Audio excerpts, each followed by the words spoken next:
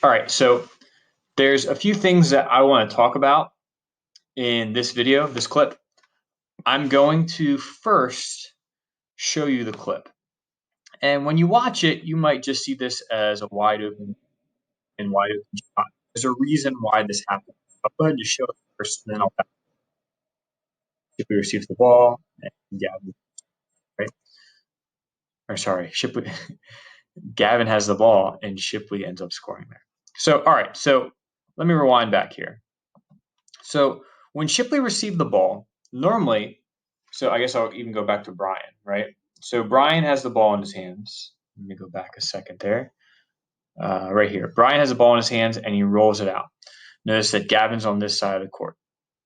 Okay, AJ's hanging out close on this side too. And then I am up top posting up, right, as a pivot, and I'm looking for a ball played to me. So the score is 0-0 at this point. But everyone knows that Gavin is very dynamic on the ball.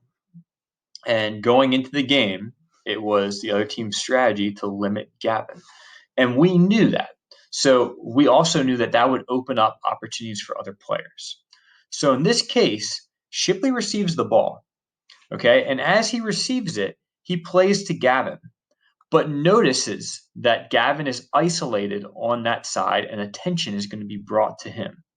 So it's one of the first times of the game that Gavin's going to get the ball.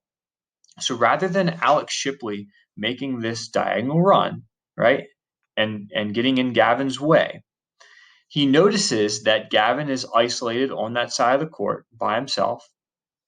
So Shipley receives the ball and doesn't make that diagonal run. Okay. He sees that AJ's over there. He sees that Gavin's already over there. So in many cases, if this was me, I'd probably receive the ball and pull it out and wait for someone to commit and then play Shipley and get out diagonally. But he sees there's already two people on that side of the court. So if he would have made the normal butterfly run movement diagonally across the court, he would be just creating unnecessary pressure. And once the other team would see three players on that same side, then they could easily pressure. Instead, Shipley continues staying on this side of the court. Now, Gavin's first touch is forward, but keeping the ball near him. And with the bottom of his foot forward. All attention right now is on Gavin. So you watch. Gavin receives the ball, and all the attention. Everyone is realizing AJ starts filtering back in. He's like, hey, I'm going to get out of Gavin's way in case Gavin does decide to go line here. So AJ's filtering back. Shipley is taking as much space as possible with his heels on the sideline. And Gavin sees this. So Gavin draws them in, right? Gavin starts doing his sidestep, draws in the players, draws in their attention, and then makes a quick cut in and plays that pass. Now look, you can see all four of their players. They're way too close. And the reason why they're close is because that I am posting up. All right. So yes, AJ filtered back, right? So they don't have a guy to guard on that side. They see me posting up. So the guy that was guarding AJ, right? AJ was here. So he's kind of left AJ in there. Gavin then occupies this player. I am occupying this player as well. Okay. I'm occupying him by posting up, having him on my back, and having all his attention on me. Now, Gavin could have played me there, but I would have been, as you see, I am surrounded in a box, right? They know that Gavin, a lot of cases, likes to play me and then run directly there. So, in that, Adam is thinking, you know what, Gavin's dangerous. I'm going to pay attention to Gavin. He could play Josh. Watch the split. So, they're trying not to get split. And by them not trying to get split defensively, by them being too close, that opens up an easy pass to Shipley. And as you see, all four defenders are all right there. Now, an important thing too is, you could easily just say, all right, and then Alex Shipley finishes it. But I go from posting up, right? I see the ball is not coming to me.